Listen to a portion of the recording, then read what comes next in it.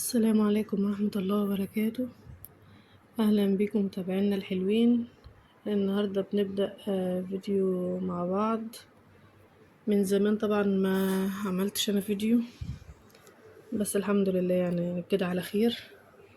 نبتدي الأول بالصلاة على النبي عليه أفضل الصلاة والسلام. النهاردة هنعمل غدا بسيط كده بسرعة، لأن احنا عندنا ناس جايين لنا على العشاء، فهنجهز عشاء يعني. فقلنا نعمل حاجة بسيطة كده، ايه مش حاجة بسيطة يعني ولا حاجة، أكل حلو برضو بس في السريع كده، بحيث ان احنا ايه نعمل غدا يعني نتغدى بيه قبل ما نعمل أكل بالليل. دلوقتي هنبتدي مع بعض. أنا حطيت حبة زيت، وكان عندي حتة دهنة ضاني، حطيت حتة قطعتها كده، يعني مش بسيحها، لا انا بحطها حتت كده، بقطعها وبحطها على النار شوية كده تسيح سنة. ورحت نازلة مخرطة بصلتين حلوين، ونزلت اشوح فيهم كده مع بعض لغاية لما تبقى البصلة ايه مقربة تبقى ذهبية. طبعا كل واحد حابب، اللي بيتعب من الدهن ما بيحبش ما يحطش، يحط زيت يحط سمن اللي هو عايزه، دي حرية شخصية طبعا. بس احنا بنحب الدهنة في صينية البطاطس، بتخلي طعمها حلو بصراحة. فدلوقتي احنا هو بشوح البصلاية مع بعض، والمهم تبقى ايدك فيها كده على طول، بحيث ان ايه ما تلسعش من ناحية ومن ناحية، لا والنار تحتها تبقى متوسطة، مش تخلي النار عالية قوي عشان البصلة ما تلونش بسرعة وفي نفس الوقت ما تبقاش مستوية. كده اللون بتاعها بقى حلو. نزلت بحتتين فراخ اهمت،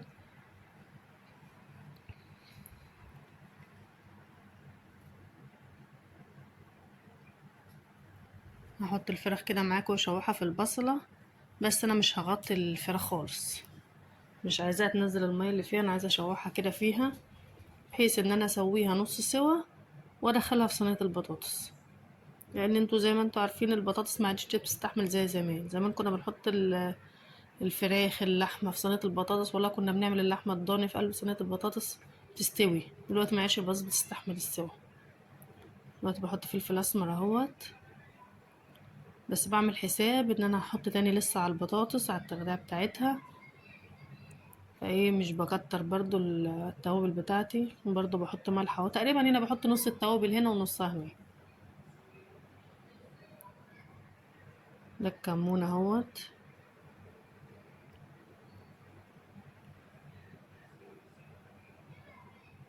بنعملها كده، اتسنيت عليها شوية اما تاخد صدمة كده تلون كده، واقلبها معانا واحدة واحدة كده. الحاجة بتبقى حلوة معاكي وكل البنات اللي بيبقوا لسه متجوزين جديد وكده مش تقلقوا، الحكاية سهلة بس هي تعود. لو غلطت المرة دي وجيت المرة اللي بعدها عملت صح مش هيجرى حاجة. بس تحاولي ان انت تتعلمي، ما تعتمديش على حد، ما تقوليش انا ما بعرفش، كل حاجة سهلة بإذن الله. واللي مش بيبقى عارف حاجة، الوقت النت ما عادش مخلي حاجة، الوقت ايه كل حد بيفتح النت بيشوف طريقة كذا طريقة كذا. ونحاول ان احنا ما نعتمدش على حد، يعني احنا نعتمد على انفسنا. زمان ما كانش في نت ولا حاجة، الواحدة كل شوية تتصل بمامتها تقول لها اعمل ازاي ما اعملش ازاي. مش كلنا يعني طباخين ماهرين يعني. بس الحمد لله الواحد لما يتعود على الاكل ويعمله بصراحة انت هتحبي ان انت تعمليه بنفسك، وان انت تقفي كده وتتفنني فيه تعمليه بمزاج. هو النفس الحلو بقى بيطلع من هنا، بيطلع من ايه؟ ان انت بتحبي تعمليه بمزاج، تعمليه كده بنفسك كده وتتفنني فيه. الاكل بيطلع حلو، بتعمليه بالراحة وبهدوء. هي قربت معانا، هي تتشرب اهيت. برضه انا مغطيتش عليها زي ما انا قلت لكم، انا سايباها تتشوح مع نفسها، كل شويه ايه اقلبها تقليبه كده بسيطه. دلوقتي بقى بنجهز صينيه البطاطس اهوت. انا مقشرت البطاطس طبعا وخرطتها، وكنت هحطها في حبه ميه. طبعا ما نحطش عليها ملح خالص في نقعه الميه، عشان لو حطيت نقعه البطاطس في ميه بملح البطاطس بتجرمز منك وما بتستويش. هنا انا خرطت بصلتين شرايح، حطيت عليهم حبه ملح. طبعا زي ما قلنا فكركم ان احنا عملنا حساب الملح اللي احنا حطيناه على الفراخ. وده الفلفل الاسمر، عفوا. انا بحب الفلفل الاسمر اظبطه كده عشان بيخلي ريحه الاكل حلوه بصراحه، بيخلي ريحه البصله حلوه. ودي كمون معانا.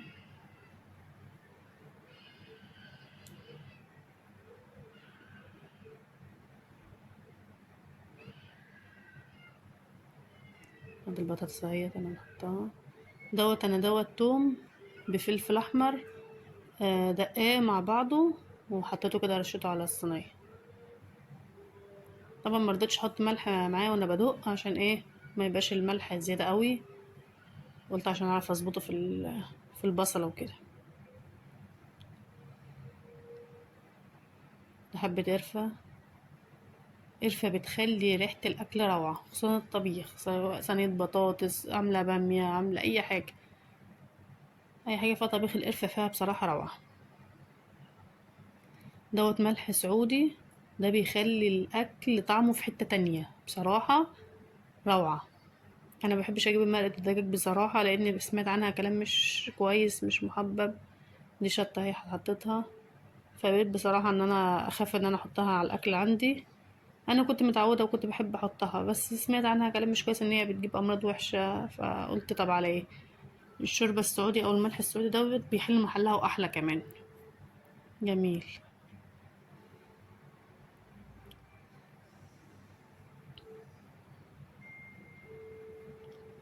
طبعا نمسك بقى ايه البصلة كده، نفركها كده بالبتاع. البصلة بتدبل معانا وريحتها بتطلع، بتخلي ريحة الصينية روعة بصراحة.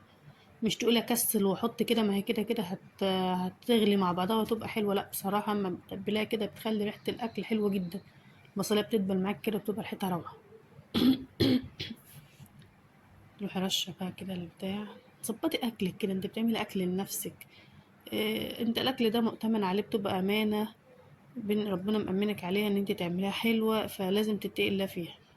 انا شطفت الطبق كده من التوابل اللي كانت فيه ورحت مفضيه وحبيت ميه صغيرين خالص. هرص بقى الفراخ اللي انا عملتها. الفراخ يعني تقريبا يعني نص سوا، تلات ارباع سوا كده يعني في الوقت ده.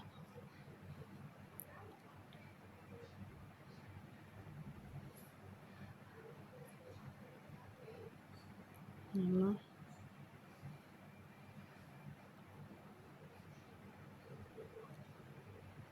ما شاء الله، يعني اكله كده في السريع وفي نفس الوقت حلوه وجميله، وتنفع حتى انا ما مثلا لو مفيش حد جاي لي ان انا هعمل اكل بالليل ولا حاجه. دي اكله حلوه جدا الواحد ياكلها ويتغدى بيها بالهنا والشفا. الواحد يحمد ربنا، غيرنا مش لاقي، الحمد لله رضا من عند الله. انا بنزل بقى الصوص اللي فيها كله، مش بخلي حاجه، حرام يعني. يعني احطه في الحوض يعني في حاجات؟ طب ليه؟ دي الطماطم متسبكه يا جماعه، مش طماطم مضروبه كده في الخلاط لا، طماطم متسبكه ومتصفيه. وانا رحت مزودها سنه ميه كده وخلطها في بعضها ورشها كده عليها. طبعا صينيه البصل انا مش بحب فيها اللي هي الطماطم الكتير قوي. لو حطيت الطماطم اهو، انا بقول لك تاني، لو حطيت طماطم من غير ما تتسبك مش هتطلع حلوه معاكي خالص. تطلع البتاع بيضه وملهاش صنف الطعم، مش هتبقى حلوه خالص. الطماطم مسبكه معايا من غير بصله من غير حاجه، مسبكه كده. بصوا، بصوا مستوى الميه اللي فيها قد ايه، مش فيها حاجه يعتبر اصلا. بصوا اصلا انا هحطها في الفرن بالكهرباء.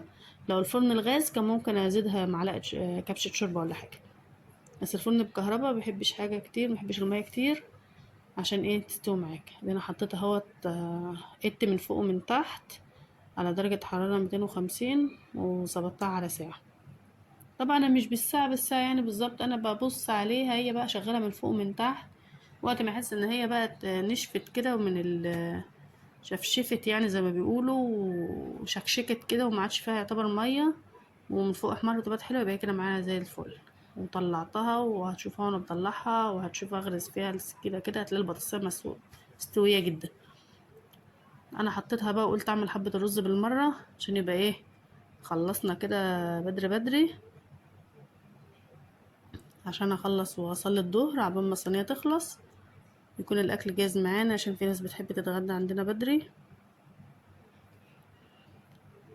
وابقى انا خلصت اللي ورايا والاكل يتنه دافي وقت ما نعوز ياكلوا. ما بقاش بقى قاعده محتاسه ومستعجله.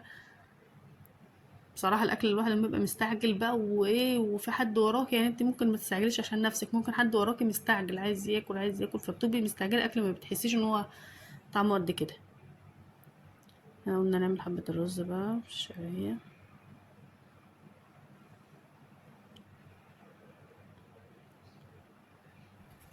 اهوت. بنحب نخلي الشعرية فيها مظبوطة. ماشي كده اهو. اختي الصغيرة وانا بعمل الشعرية قالت لي ايه، بيعملي حساب اخد حبة شعرية متحمرة كده ارقش. هي بتحب الاطفال بيحبوا الحاجات دي، رحت مزودة الشعرية سنة كمان عشان ابقى بديها حاجة هنا حبة كده، مش مشكلة الواحد بيحب يرضي الاطفال.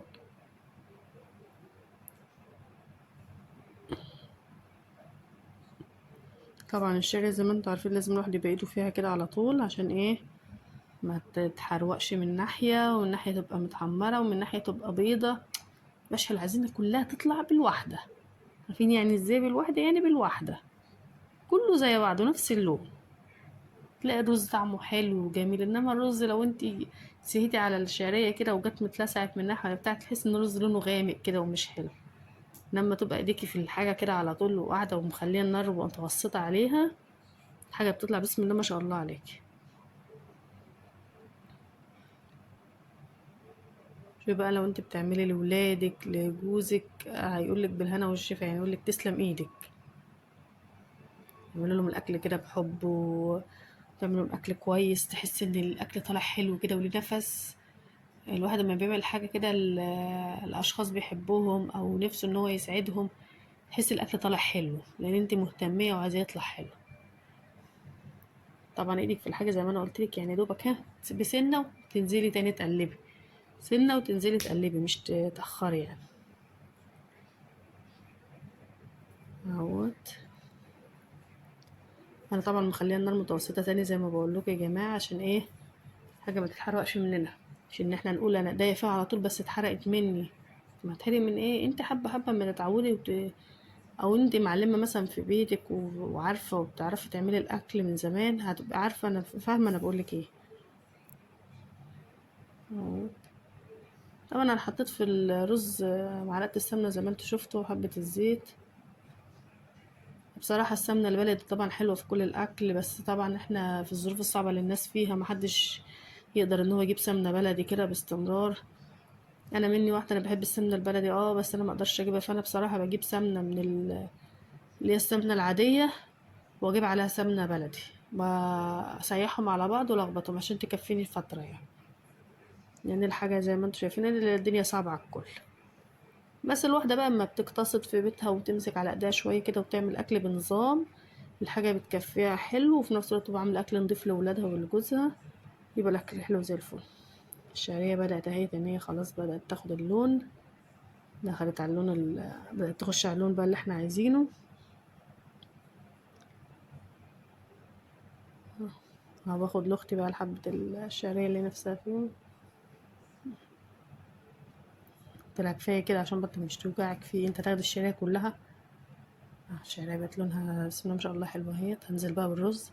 الرز ده يا جماعة انا نقعاه ربع ساعة، مش ان انا عاملاه مش غسلاه كده على طول وحطه، انا بحبه بصراحة منقوع، بيريحني في التسوية وفي طريقة التسوية، بخلي الرز جميل جميل بصراحة. بيبقى رز ابيض وطعمه حلو ومفلفل لان انا بظبط له المية بالظبط. طبعا اللي انا هقلبه تقليبتين خفاف، مش هكتر في التقليب عشان دوت منقوع.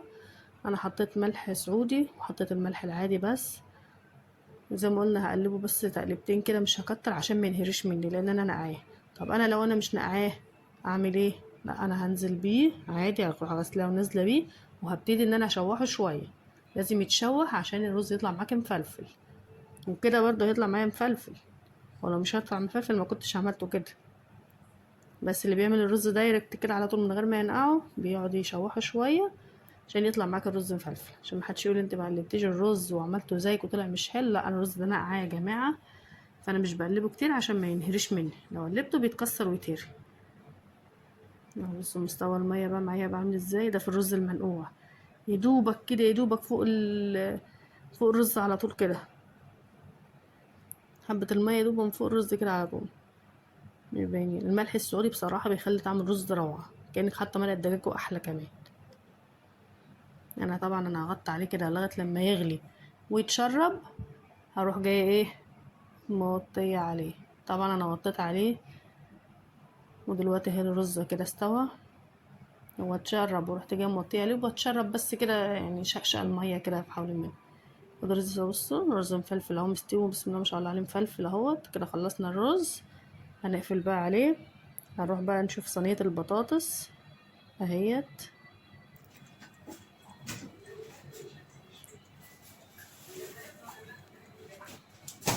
ما شاء الله اهيت، بألف هنا وألف شفا. انا ما حركتش فيها حاجة، انا من ساعة ما حطيتها في الفرن هي زي ما هي لغاية لما طلعت باللون دوت هي كده استوت.